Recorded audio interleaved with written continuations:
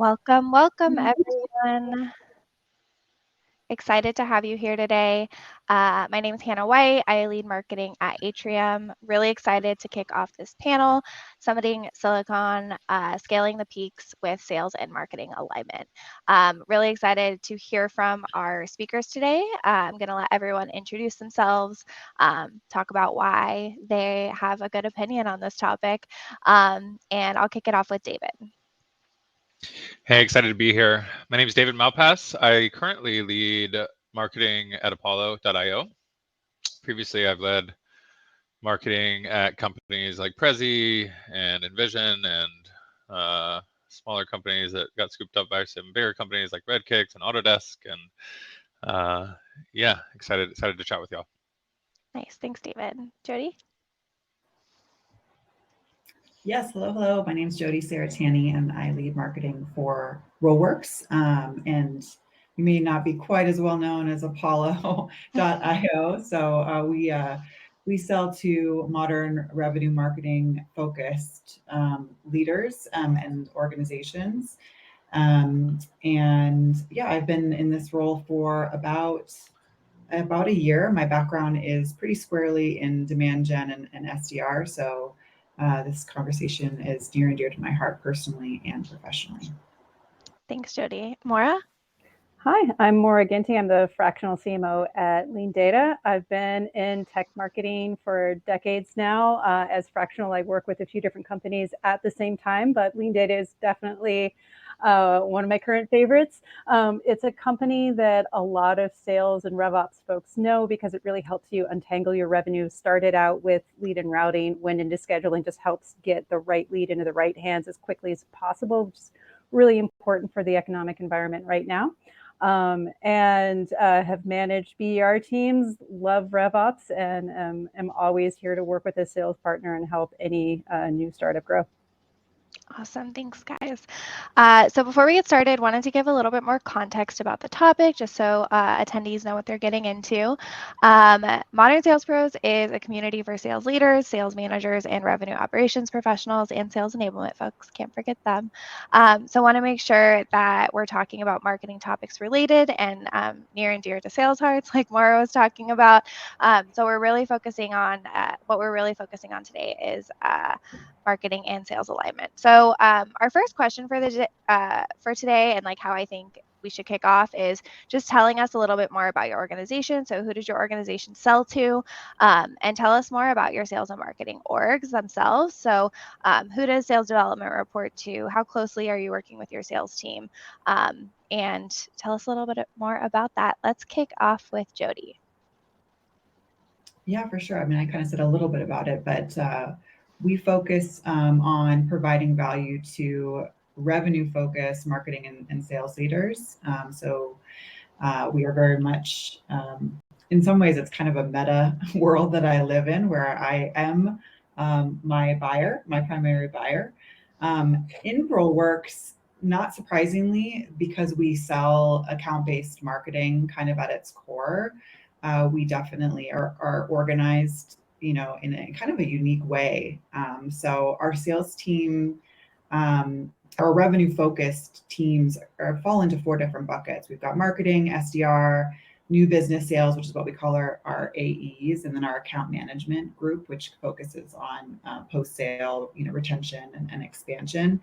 And then each of those teams is further divided by segment, so company size, as we've realized that those different markets have very specific, nuanced processes and messages that are very different. And so each of those revenue-focused teams splits out further just to make sure that we're really, square peg, square hole.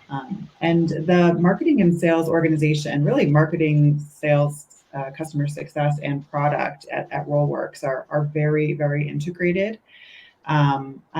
So one of the more kind of sophisticated organizations, I would say, that I've worked at, although I pride myself on making sure that those relationships are really solid and the processes that we have in place really ensure alignment as much as possible. But that's kind of how we're broken up. Nice. Thanks, Jody. I appreciate you adding in that you're also working really closely with customer success and product, because that's obviously a really important component as well. David, do you want to tell us a little bit more about Apollo? Sure. So I joined Apollo about a year ago, and I think Apollo is an interesting company to me because I've mainly worked in PLG companies, and before PLG was a cool term that is now very trendy. So I definitely work a lot with sales. I think our we have a few different sales motions. So we have our self-service motion, then layered on top of that, we have our PLSM motion, and then on top of that, we have our outbound motion. So we use those three channels primarily to drive our revenue. And I think just had an amazing CRO join us, Leandra Fishman from Intercom, and she and I are very aligned that we want to hit our revenue numbers. And so whether that means that's sales assisted or whether that's self-service, we just want to do what's best for the business. So I think the way that maybe I should say what Apollo is. So Apollo is basically a PLG company that is selling to sales teams. Our mission is really to make world-class go-to-market accessible to everyone.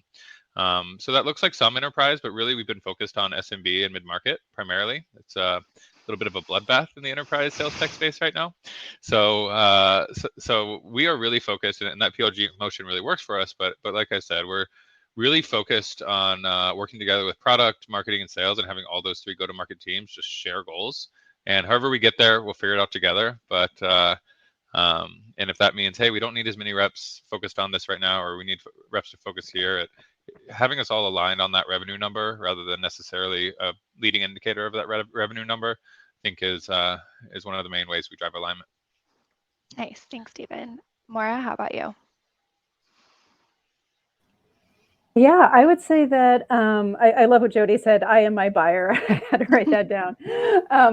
So again, Lean Data also sells to ops. We sell to rev ops. We sell to sales ops. We sell to marketing ops. All of the ops folks are our friends. And it's really all of the folks who are focused on figuring out what we call revenue orchestration, which is really how do you identify leads? How do you match them? How do you schedule them? How do you route them? How do you figure out the fastest, best path forward for every single lead, which that's what nobody wants to lose track of these days, right? So that's what we do. I, of course, am the type of marketer where I started out very data first. I've worked for a few data science companies, and I'm the kind of sales-focused marketer that shows up and says, hey, so when's the pipeline council call again this week? Do we have that? How can we start that? First thing you want to do is look at the numbers and try to figure out where are we with forecast, how close are we doing, where are the conversions. We have a pretty standard team at Lean Data. We have an amazing CRO enterprise team that has their SDRs, commercial with their group. Sales enablement is actually in ops with RevOps and data science, which I think is a pretty brilliant structure. I love it when all of those groups are working together. Sales enablement works closely with product marketing, together with demand gen, content and design, and all of those good product marketing and partner marketing folks rolls up into marketing.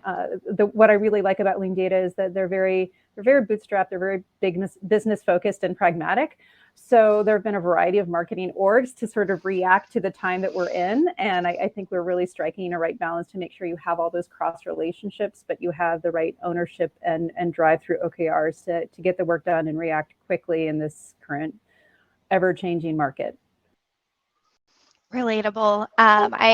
Something I really love about this panel today is that everyone sells to some type of revenue leader. So I think you're going to get some interesting insights and like abnormally connected sales and marketing teams and feedback based on today's topic.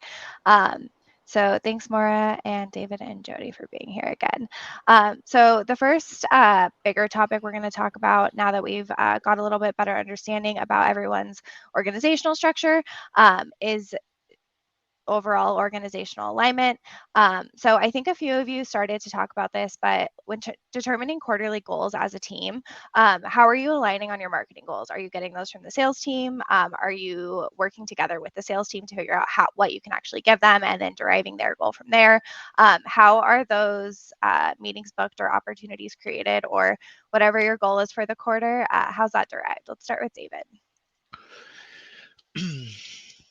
So we take I think maybe a standard bottom up and top down approach to planning. Of course, teams have all the things that they want to do, and finance has what they want. And I think I mentioned that something that's always been, it may be controversial, maybe not, is giving marketing part of their goals are based on revenue.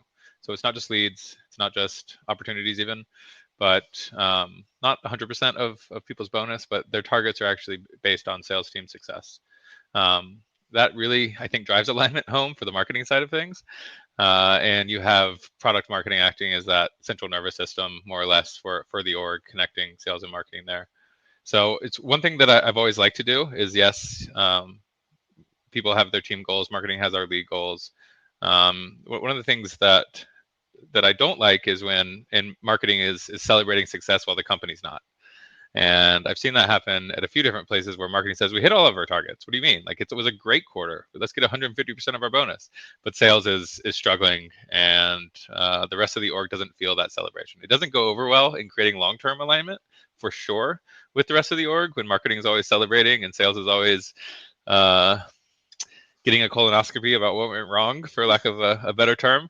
So actually having shared revenue goals with sales is something that we always do, and then we back out of that into a work back plan, into how we're actually going to go about hitting our targets together. I think one of the other things, the last thing I'll say is having a strong product marketing leader is the most important thing, I think, in an organization that is a product-driven organization. And we're very much a product-driven organization with POG. So I mentioned it, just having a strong product marketing leader who can actually understand roadmap, understand product, deliver that to sales successfully, and then build a launch cadence around that. That's just foundational in setting goals together. And having them act as a driver for that goal setting is something that we found really successful. Question for you. So it sounds like you're comping or maybe bonusing. I don't know if bonusing is the adjective there, but sure. Your marketing team on sales team hitting their goals each quarter. We are. It's not fully, but yeah. we have a bonus structure where basically we look at an individual competencies, and then we look at team success, and then we look at organizational success, and we, depending on your level within the marketing org, you are bonused more or less on company goals or less on individual goals, rather if you're an IC or a team leader. So yeah, it's something that was definitely controversial for some people, but it really drives home engagement when it affects an individual's bottom line as well. Definitely. I've heard of a lot of orgs trying to do that. It sounds like you guys are doing it well, which is cool. Well, I think we're doing it well, yes. Some of the, yes, absolutely. Marketers who were previously comped based on hitting their lead targets may not like it as much. Yeah, valid. Mara, do you want to take us through your organization a bit? Sure. Yeah, I think I covered a little bit earlier, but the way I see it is like marketers are revenue leaders in bulk. I'm wholesale, sales is in retail, sales is a critical channel. We have to use it appropriately. In terms of the process, we follow something very similar to what David was describing. You do the forecast at the start of the year, but you need to do that pulse on a reality check of it all. You know, do you have the budget to make those numbers? Do you have the programs in place and the resources and skills to be able to do it? So you make all of those plans, you have your annual plan, you build on your quarterly plans in detail, and then there's what actually happens. There's always changes in the landscape, whether it's acquisitions or industry trends or different things that you're hearing in frontline reports from the BDRs, and you never know how your ICP is thinking and changing. You have to keep track of that. So, you know, there's the week-to-week view, the month-on-month view, the quarter-on-quarter view. There's the random polls that, you know, you end up looking at every day. But again, like I like what David said, like you don't want to be there in marketing celebrating success because you're the optimist and everyone else is going through the grind. It's not an easy year for anyone in revenue. But I would say that there is a big opportunity not only to look at the efficiency of your programs, but as a marketer to look at like, where can I create like a tiny drone of a program that helps things go from like phase 0 to phase 1 and phase 1 to phase 2, and is everything clear, and where can we help, and like what do things look like from quarter to quarter? Is there a desert in one quarter and like a harvest in others, and how do we even that out? How do we work with customer success to make sure our customer numbers are as achievable as our new revenue numbers? It's, you know, a continuous long and short game at the same time. For sure. Jody? I feel like we all have kind of the same playbook, maybe, which is not necessarily a bad thing. So very similar in the sense that everyone at Roleworks actually across the organization, their bonus is funded by revenue achievement. And then there is team goals and individual goals layered on top of that. And it's just a nice formula, percent revenue attainment times the percent individual and team attainment is your bonus payout, which I really like having that skin in the game. There's also multipliers if you go over, so that's nice too. No need to have 100% be your target, right? I think the only thing that I would add on that side that is I like about the way Roleworks does things is that it is revenue. So it does take into consideration, it's not just new revenue or new business revenue. It does take into consideration your success on the expansion side, as well as customer retention and that dollar, that net dollar retention that you're driving. Increasingly, we're focused on supporting retaining revenue and expanding revenue through our existing customer base. And so other organizations, it was more, how did we fare compared to our new business sales targets? And it didn't really take into consideration deal contraction or churn. And Roleworks, it definitely does, just because of that subtlety in definition. And then the other thing I'll say it's slightly different, we kind of have a unique structure in the way that we operate our business. And that is that we divide our customer journey up in stages, and then we have a cross team that sort of supports each stage of the customer journey. So awareness, consideration, buying, onboarding, et cetera, all the way down through retention and expansion. And that really gets all of our teams working cooperatively on specific areas. And so we have a DRI, or directly responsible individual, for each foundation or each layer of the customer journey. And that person is accountable for that North Star metric that you might expect from different stages of the customer journey. But then they're working really cooperatively across the entire go-to-market team, including, product design, engineering, and analytics, to really make stuff happen. And I found that at first, when we rolled it out, it was a little bit like really another thing, because we already had a way of working together in different pockets. But I have found over time that it allows us to be even more agile. We have weekly business reviews. We go very deep into data. We're really in tune with how things are changing, what opportunities we need to capitalize on, what problems we need to solve. And it's, we share that right up to the CEO. So the CEO is very aware of what's happening at each stage of the customer journey. And so nothing is a surprise, I would say. And it really drives that alignment and shared goals, regardless of what role you're playing, whether it's, sales and marketing, or, any other function by extension. Question Jody, for you. Oh, go ahead. Jody, where does that team live? I've created created 2 teams like that and had them live in very different places. Once in BizOps, once in marketing as like a growth business unit team. I don't know. Yeah. So it's not really a team, because we all have our other hats to wear. So for example, the Consideration Foundation is owned by my head of revenue marketing or demand gen, but obviously she's the DRI, right? But then we have core stakeholders, the head of SDR, the head of sales, RevOps, and a handful of other folks, partnerships, et cetera, who are all in the weekly business reviews, and they have kind of KPIs within supporting the qualified pipeline dollar amount, which is the North Star for that metric. So it's not necessarily a team. It's almost like a hat we wear, I guess, or an individual wears. And that person is nominated because it is extra. She's not just responsible for marketing source pipeline. She's responsible for channel sourced pipeline, for AE's self-generated pipeline, for SDR source pipeline, for pipeline that's coming through our free offer and the product-led pipeline. So it really is kind of a 5-legged stool, so to speak, and she's taking responsibility for all of it. So sometimes it's a slightly unusual individual because it really needs to somebody who can it's not an easy gig, right? Like you need to really be on top of your stuff and make the bandwidth. But I think it's incredibly powerful to have that in an organization, and also for each person who is a DRI as an individual, that level. It's it almost feels like board, reporting to a board on a weekly basis. That's kind of the level of scrutiny, having done that a couple of times myself. I feel like that's the level of intensity it is. But wow, what an opportunity. And I do think it helps the business succeed as well. Nice. Thanks for sharing that, Jody. So question about how marketing is supporting sales, but how much of your energy and like your team's and department's resources is focused on ensuring the sales team has enough coverage today? And then how much of that is ensuring they have enough coverage next quarter, the quarter after, et cetera? And that is obviously going to depend on your sales motion and how long your sales cycles are, but curious how your time is split on like the now fixing things versus the future preparing for things. Let's start with Maura on this one.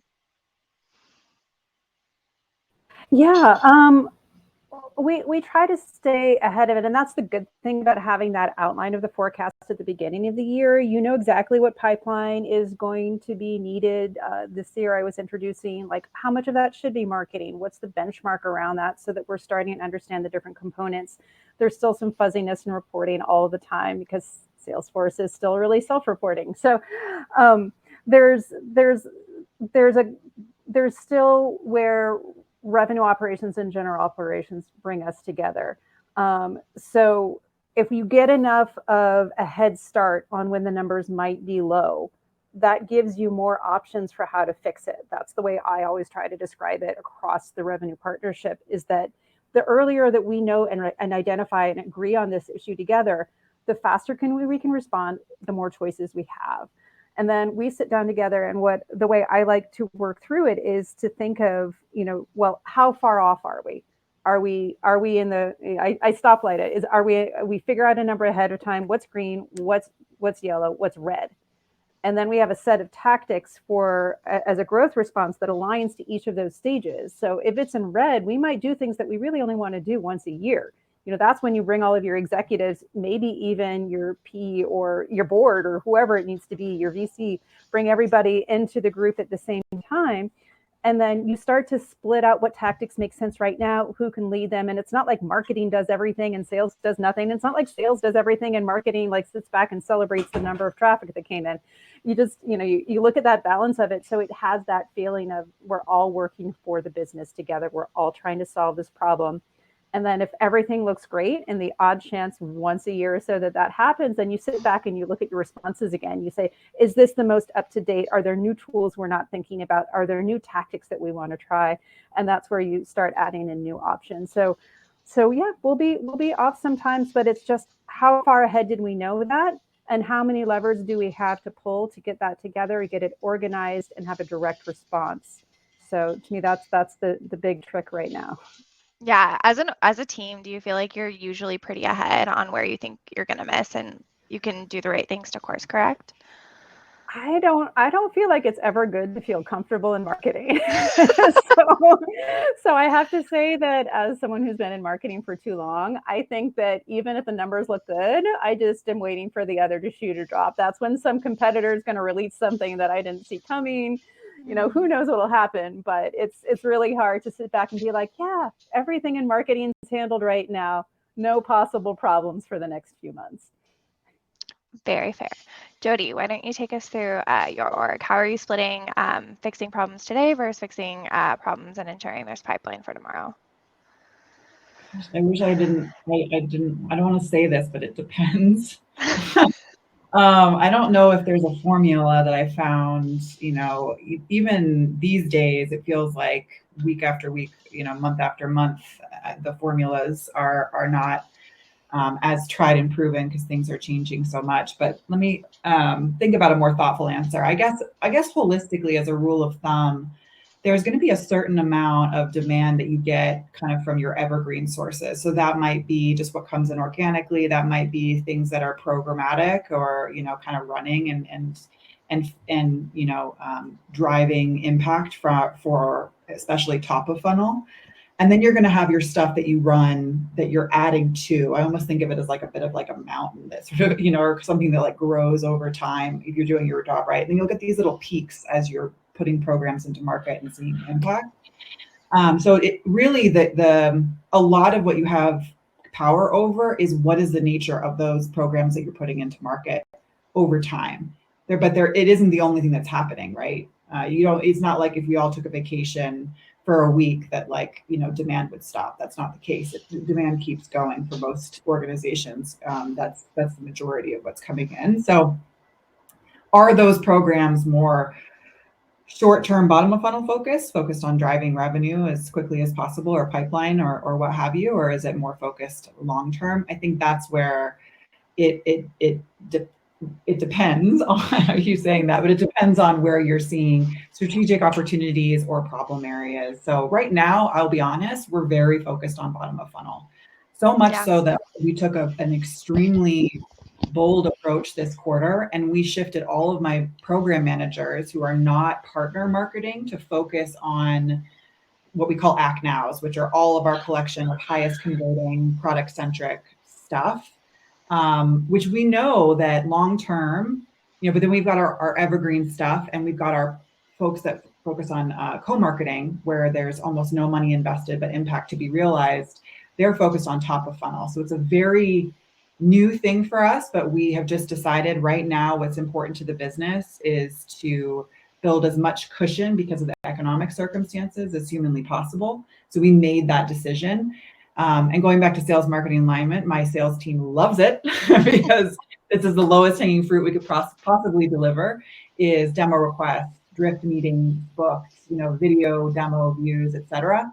That are all just passing them softballs as much as possible. And I trust that the team will figure out long-term, what that means, and whether, we were too bullish in that approach, but, we wanted to kind of take a chance and be bullish, because we're experiencing alongside everybody else so much additional scrutiny in the sales process that suddenly our 4 or 5x coverage on pipeline isn't working. We need more because it's taking longer, it's more complicated, and our sales processes are being challenged. So marketing is responding in kind and trying to just amp up pipeline as much as possible. So we're focused, very much on both group. But I don't know that I would say that I'm bringing that playbook with me to the next organization, but I will always bring with me, and I do think it's important to, make the hard decisions to react to business circumstances and focus your people and your dollars where the business needs marketing to focus most. Fair. David, anything you want to add on this one? Sure. Yeah, I think we're trying to provide predictable growth for sales, and whether that means long term, short term, fix the bottom funnel right now. I think if we think about our demand generation and our sales funnel, I think I mentioned we have our inbound more or less kind of always on, word of mouth. We have our PLSM motion, people that are coming inbound. Are they activating? Are they having success? That's more predictable growth. And then we have our PLSM. And so all of that you could say is somewhat more predictable than, but who knows what's going to happen. Sometimes it's not predictable, and that's where we really use outbound. And that's where outbound becomes our fixer. It becomes a fixer of the org. And so I think we're lucky that we have a tight enough deal cycle that we can forecast, hey, this looks like it's going to be a challenge. So I think one of the things that really benefits us is centralized RevOps. It's the first org that I've worked in with centralized RevOps, where they have an overarching view of everything that's happening, and I really love it. First I was thinking, okay, well, am I going to get resources? But it actually has been really helpul for us. I think another thing that's been really helpful for us is to do things that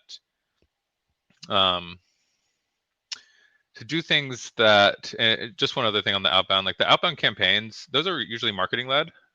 We create everything for sales because we want them to close the business. We do the trainings, we run the play, and then they're just there to do the meeting. So that's helpful in really making up that gap. I think that when it comes to I think the challenge is we're all pressed for resources. We need to do all of the above. It's hard to choose between the two. So we try to do things that can, kill 8 birds with 1 stone. So we're on a monthly launch cadence. Even if there's nothing to launch, we're running a monthly launch cadence. We're training sales, 5 days before. Then we're going out with outbound. We're going out with new business. We're going out with expansion business. And we're taking this campaign and then just adjusting the targeting to try and solve for all of these parts of the funnel at once. I think with constrained resources, that's helpful. But just in general, making sure, I think, to make the most of what you're doing it is the most impactful thing. I had an employee once that, I don't know why, she said, make sure you use every part of the chicken, which I liked. A lot of people throw, sorry vegetarians, but a lot of people just want, one piece of it. But there's a lot there that you can use, and making sure that you're making the most out of everything you're doing in marketing, I think, goes a long way. Very fair. I'm curious, between everyone's split now that it's kind of been talked about, but what's your inbound outbound split from a opportunities or business created perspective? If you want to split it by a percent. David, do you want to kick us off there? Yeah, I'd say that we have, it depends on the tiering of our customer for sure. As I think that we are probably about, feel very gracious, we're probably about 80% word of mouth, and about 20% is, I say word of mouth, I mean word of mouth or demand capture. True demand generation is probably 20% as we try to enter new markets. I think we call a lot of demand capture demand generation when we're just capturing existing demand. So we spend luckily, we've convinced the business that we need to generate demand and to enter new markets. But we're about 70 or 80% inbound, and about 20-30% is outbound. Yeah, and then I assume when you say it depends on the tier, it's a bigger outbound proportion as you move up market. Yeah, I mean the CAC makes more sense, the CAC to LTV, and it is something, we have anywhere from a very small business to enterprise, 5,000 users. Let's invest where the LTV is there, and we just can't afford to invest in $20 deal, $20 a month deals. Yeah, Maura, how about Lean Data? What's the split like for inbound outbound? Yeah, I've got it on hand for wins, and I'll come back with pipeline because I think it's important to look at those separately. Yeah. But some of them get really muddled. Like if I've recently seen one where we know it was related to a Forrester event, and then it came in, and somehow it was tagged as sales, which is fine because they did talk to a salesperson, but it was from a Forrester event. So I look at all of these things, but it's not the best thing to get fundamentalist about. So I think there's, you have to look at influence because that can come up with some very, very different numbers. I would say that it's probably about half, which is, it's fair. There's a lot of prospecting in there. There's a lot of things from events. There's a lot of referrals. So if it comes in from other customers, which is fantastic, then, how do you account for that? If it comes in because they love Lean Data at their last job and they came back for more of it at their new job, how do you account for that? Because they knew exactly which salesperson to call up. So all of it's good as long as it's working well. I think it's not something to set it against each other, but you have to make sure that you're looking at both wins and pipeline so that you have a good sense of what's converting from point to point. Like neither is very easy right now. What worked with sales last year isn't working right now. This is what we've all kind of said. And it follows that what you're doing in marketing last year isn't going to work this year. So you have to really, in some ways, analyze the numbers 500 different ways. And in some ways, look at it for direction and go with your best hope and keep an eye on everything. Hope what you're planning is following through. That's exactly what Jody was describing earlier. Yeah, I llove that. And spoken like a marketer who we need to get more budget for things that are more challenging to track for sure. I mean, if that it's hard to say inbound versus outbound versus where did you actually come from. If you look at attribution and you're like, we have multi-touch attribution. We saw that they searched for Apollo, then we saw they clicked on an ad, and then we saw they signed up. We got the customer journey, but there's maybe they heard about it from a colleague, maybe they saw it on Twitter, maybe they discussed it in a Slack group, or saw reviews on G2, or saw a billboard at a conference, or there was a LinkedIn post that they didn't click on. Like, there's so much that's hard to track there. And then sales calls them, and sales says, oh, it was an outbound. Like, don't give, marketing didn't do anything there.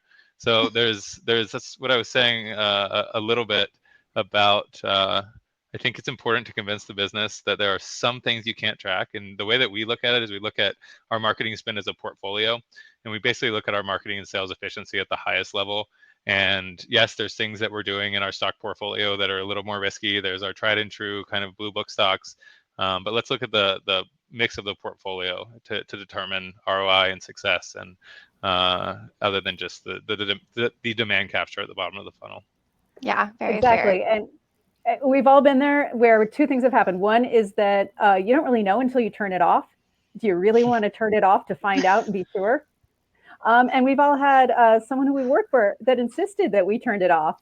And we all know how fun that felt 3 months later or longer, depending on how long your sales cycle is. So you have to like have all the gauges going. Stop spending money on branded, just let the competitors come in and swoop up all those searches. Jody, anything David or Maura missed on the split, or do you want to share a little bit about Roleworks there? I mean, I don't know. I feel like we're kind of finishing each other's sentences here. So much for the diverse panel discussion, but yeah, no, I mean, we're technically a last touch attribution house, so it's a super limited view. But in that respect, marketing sources or captures, I guess, to David's point, 65% of pipeline and revenue. It's usually pretty neatly that way. And then outbound's about 20% or so, and then partnerships. We get a lot of referrals through agency and ecosystem partners and other the difference there. So, but it's very true. And I'm somebody who I have implemented different kinds of multi-touch attribution at different organizations. We had a homegrown version. I've purchased some multi-touch attribution technologies to help kind of understand. And everyone always thinks it's the holy grail that you're like really going to know, and then you're really going to be able to like precise. And there's always going to be this, there's this space where it had an impact. That's that intuitive bit of marketing that's super hard to track back with the tools that we have today, no matter what version you use. There's always going to be a bit that's missed, and I think that the best marketers do know that and have a really polished, what I call sniff test on things and whether or not it makes sense, and obviously look for the data to either validate or invalidate, but leave room for the idea that you just can't always point to exactly the details there. So I've learned over the years some wisdom in my old age that there's just going to be a bit that you can't track precisely, and you have to be okay with it. Fair. I have about like 2 more questions I want to get through, so I'd love to do that. Maura, did I cut you off? Or are you going to say something? Oh, no, I was just going to say, like, this is a rough time. So I think one of the important things here is not to have like precise attribution, but to really celebrate the wins together and replicate together whatever you can. Like, whatever's working, let's go make more of it together. Yeah, that's fair. I had a question for everyone, and I think, Maura, you started to talk about this a little bit, but is there a disconnect between like where you're closing the most business, closing the most deals, and like where most of your marketing resources are going? Or do you think that's like a pretty much 1-to-1 ratio?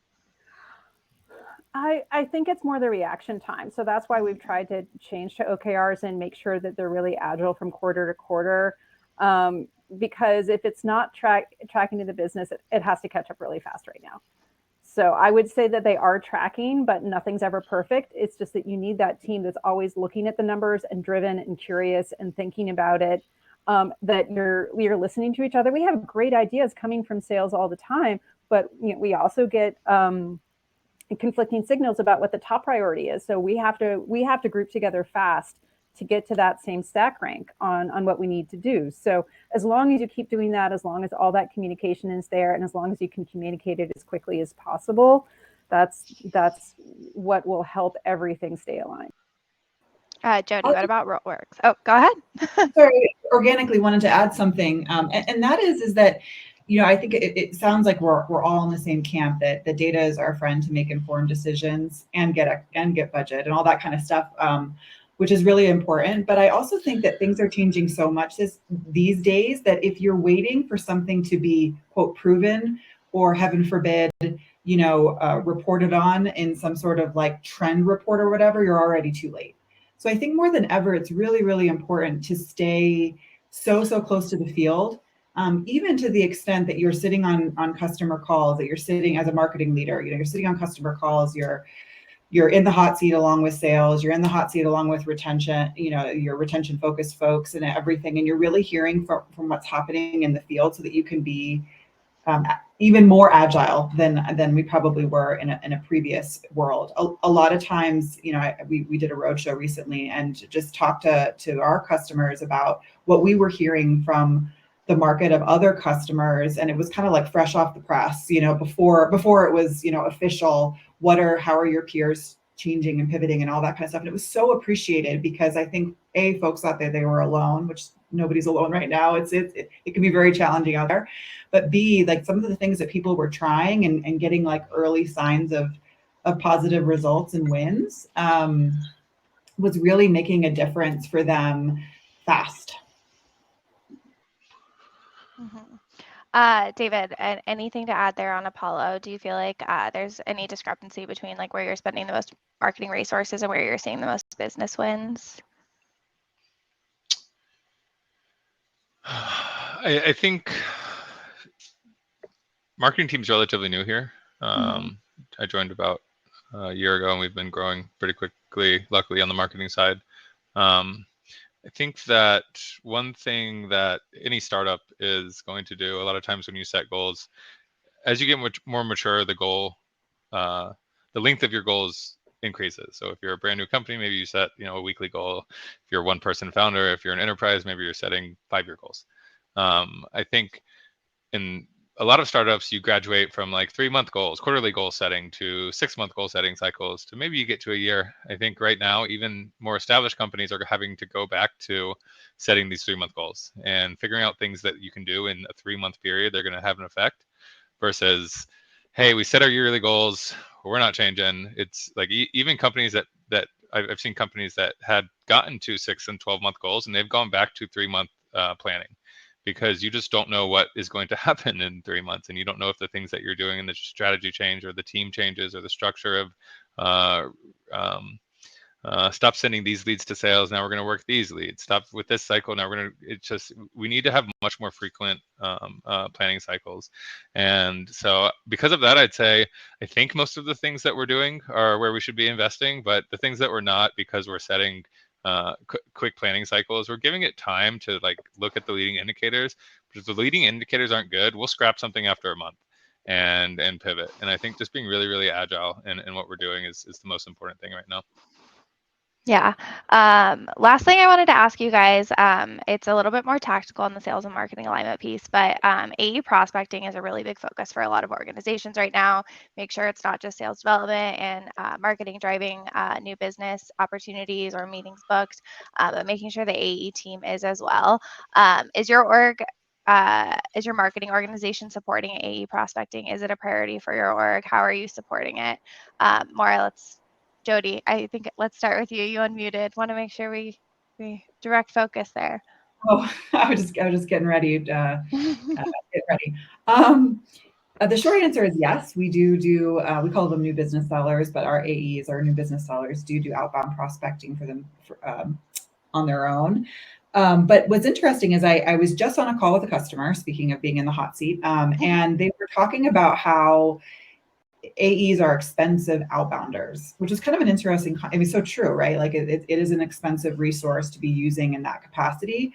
But I think what makes it make sense is if marketing is providing, or you have the tools to provide a great deal of buyer insights right where they live and breathe, right in their CRM. And so really understanding full buying committee, how people are engaging on and off-prem, so to speak. So using third-party intent data, but also your own data to really paint a complete picture of affinity, engagement, relative interest in your product or the category, so that when they are going outbound, they have everything there. They don't have to do a ton of research to have a very personalized motion, and that you're getting buying signals on their radar, so that they are not wasting any time against a target account of theirs that may be too early to outreach. So unlike a lot of companies, we don't have our MBS reps going after purely cold.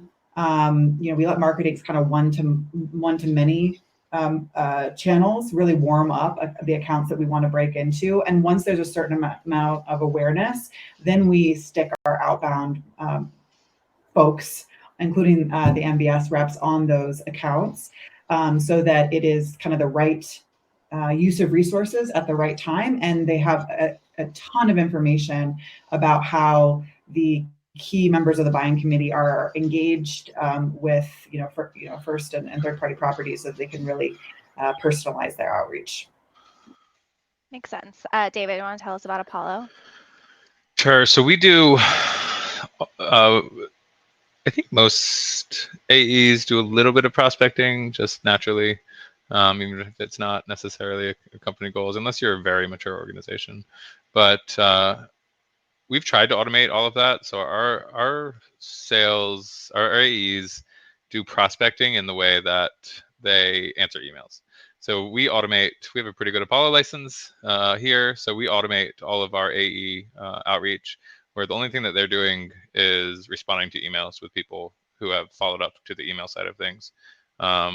We actually do the same thing with our SDR team, where our SDRs, they don't actually write any emails. They just respond to emails when it comes to prospecting. And we try to automate even all of that out of that with just meeting links.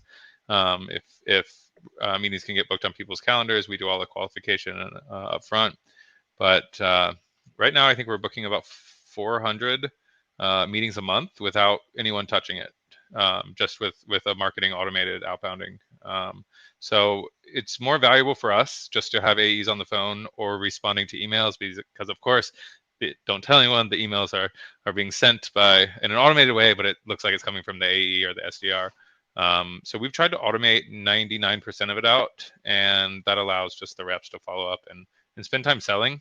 I think I have ADHD. I think a lot of reps or people in general have trouble multitasking. So we're trying to let AEs just be on the phone as much as possible. Go ahead, Bara. Yeah, I would totally agree with that. I think the other thing about outbound prospecting is that's where you really get into product marketing and enablement, because doing outbound really well, you've got to have such clear messaging. You've got to have excellent positioning, and you have to have good examples of how to tailor and adapt, because it's a reaction game, whether it's whichever rep it is. So having that constant frontline feedback between the SDRs and whoever is taking the calls, the AEs, customer success, of course, but DG and product marketing is really important, because you have to have that constant pulse on the pain, the objections, and who's in the buying team. I mean, even SMB has a buying team now. It's just a small buying team.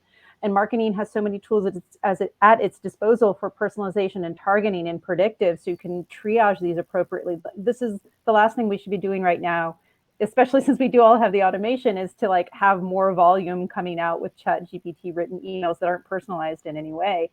Another thing that we've gone back to is lead scoring. Not only for the fact that it can help triage that, but it means that we can help change our systems from quarter to quarter, depending what we're seeing, where we're seeing revenue landing, and how we need to react. The way that Jody was talking about, well, we've got to focus on bottom of funnel this quarter, figuring out how to revamp your lead scoring, figuring out how to look at what your score should be from quarter to quarter are really important. Makes sense. David, I have to ask, so if marketing is setting up all of those prospecting and automating most of that, are you guys doing first touch? I can't remember what you said. And then is that a marketing source opportunity? Basically, if a rep has to respond, then I should talk to my RevOps team about this. But if a meeting's booked without a rep having to do anything or get on the phone or anything, then it's marketing sourced technically. Okay. But if a rep has to respond and say, here's the time, here's the link, then it's not marketing anymore, which it's whatever. It's, but we really are trying to automate just everything. I think, especially with, this isn't what you asked, but especially with all these new advancements in AI and advancements in tooling, like, we don't want to replace a sales job at all. We want to make sales be able to do what they should be focusing on, and try to automate the rest of it. Yeah. Next time we'll talk about AI. Sales and marketing alignment was this time. Hey, we said AI on the call, so it's relevant. It's a relevant session. Yeah, for sure. So before we part and go our separate ways, I wanted everyone to take 30 seconds to give us like the TLDR. What's like your favorite takeaway, favorite learning from this session? Not to put you on the spot, but let's kick off with Jody. Oh gosh, the TLDR, eh? There was so much that we talked about, but I guess like one thing that's sticking out is just how important, like, it almost seems like we're all talking about empathy when it comes to sales and marketing alignment, whether that's shared goals or, being on the front line, or it's just one team. Like, I think that there's a theme here that, without empathy, there can be no alignment.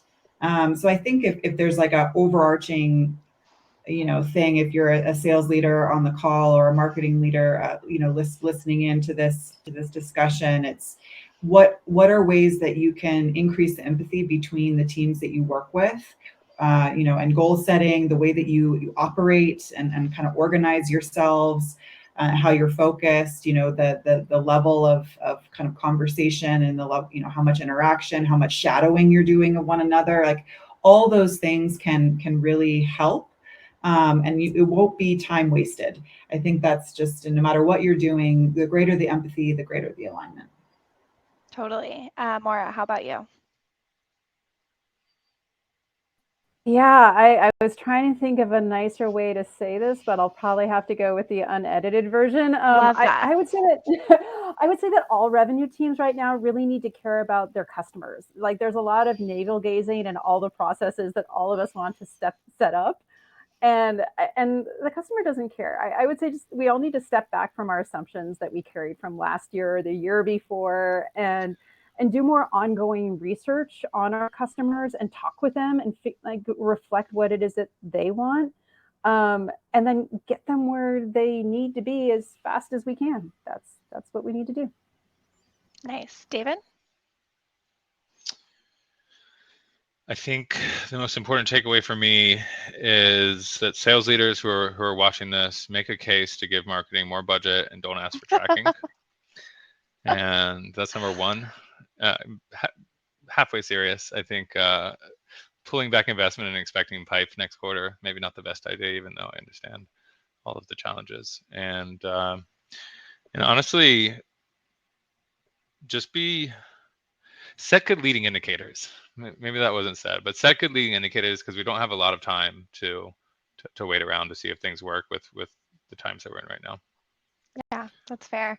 Well, thank you, Maura. Thank you, Jody. Thank you, David. I think this was a really good session. I hope the sales leaders, sales managers, and rev ops and sales enablement folks that were here had some awesome learnings and have some empathy for marketing too now, maybe. But thank you all for being here, and have a great day.